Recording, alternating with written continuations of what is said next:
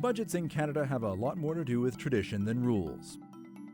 In the US, if a budget doesn't pass on time, the government runs out of money and basically shuts down until they can sort it out. In Canada, budgets are normally tabled before the start of the new fiscal year, April 1st. But if not, no big deal. Cabinet can authorize continued spending and the country ticks along.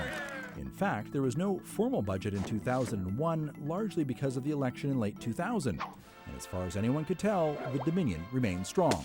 Budget documents are kept under tight control and only released after 4 o'clock when the stock markets are closed. The theory is so no one can use insider information to play the markets. But since the government often leaks most of the contents of the budget ahead of time, this too is more convention than a rule. Canadian finance ministers, it is said, also buy new shoes before a budget, although over the years this has taken a less literal and more metaphoric meaning.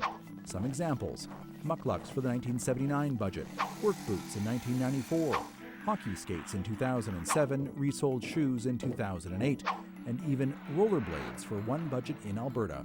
The tradition, as far as anyone can tell, dates back to 1960 and Finance Minister Donald Fleming.